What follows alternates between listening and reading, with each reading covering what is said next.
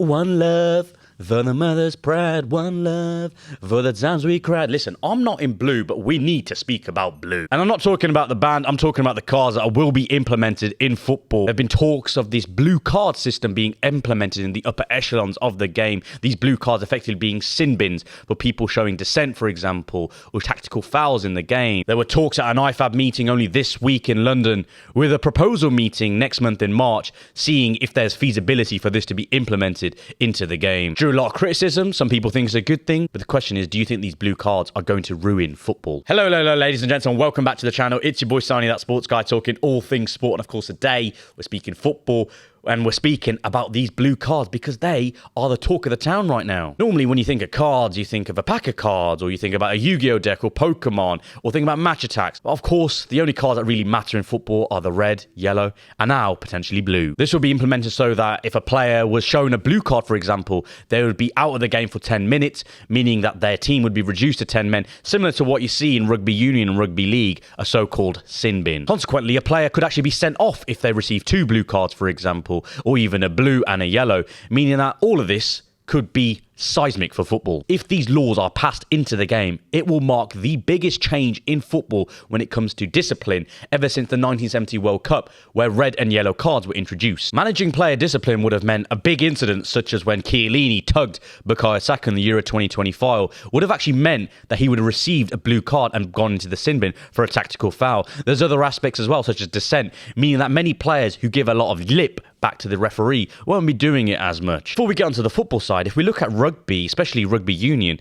it is a good thing. There are so many times when you see tackles that really shouldn't happen in rugby, a high tackle, for example, or even someone not moving away from the ruck consistently, meaning that it does impact the game. A lot of players, when you see rugby games especially, they don't ever talk back to the referee. There's that respect, there's that discipline. A lot of it is part of that game, of course, but a lot of it, I think, is the fact that if you give lip back to a referee in the game, especially rugby, you're getting into the sin bin, meaning your team will be down to 14 men, and as the rugby pitch is so wide, it will open the game so much so that your team, by the time you come back after those 10 minutes, could be down many points and you won't be in the game whatsoever. The thing is, when it comes to football, it does mean that many teams will just park 10 men behind the ball, and it will be so difficult for the other team to break them down that it will just be irrelevant, and then eventually they'll get their 11th player back on the pitch once the sin bin had actually finished, meaning that they'll be back to normal. If we look at it from a football perspective, sin bins have actually been introduced at the grassroots level.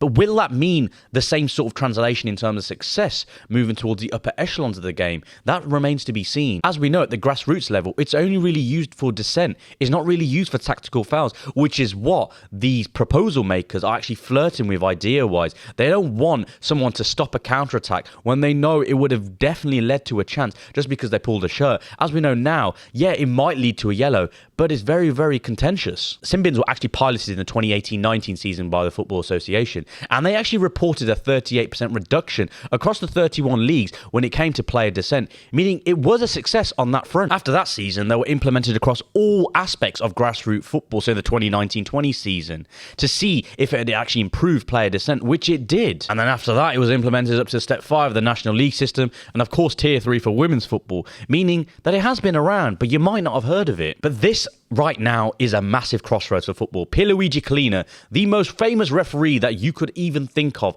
I remember watching him growing up and thinking, wow, is he a school teacher? No, he's a referee. But he's even spoken about how this has definitely feasibility when it comes to the professional level because of what it actually means for football. Now, there's a certain manager that actually believes in tactical fouls. His name's Pep Guardiola. He done it at Barcelona, and he very much does it at Man City. There was a player in terms of Barcelona, Javier Mascherano. There was a player in Manchester City, a.k.a. Fernandinho, who were very, very known to have these tactical fouls. The thing is, it's a good thing, especially as a player. You're very, very streetwise. But the thing is, it does irk you a certain way if you're a rival fan, especially if your team's on the counter-attack and one of their players tugs your shirt. He might not got a yellow because a referee might interpret it that in a certain way that it doesn't earn a yellow card. But I think that is a major issue when it comes to these blue cards. Let's say, for argument's sake, the blue cards do work. Player dissent decreases. And of course, tactical fouls are down as well. How do we know for a fact that the referees using these blue cards are using them in the right way in terms of the interpretation? We all know VAR, especially in the Premier League, has had so much criticism come its way because of the way it's used, not only at Stockley Park, but also the way the referees use it as well when they see a decision. How can we guarantee that referees are going to see these blue cards being implemented in the right way? Because right now, they can't even use VAR properly. The other issue with blue cards as well is a lot of football comes to emotion. Now, I'm not saying that a player should go to the referee and give him dog's abuse when it comes to a decision. But having that rage, that passion, means you connect with the player.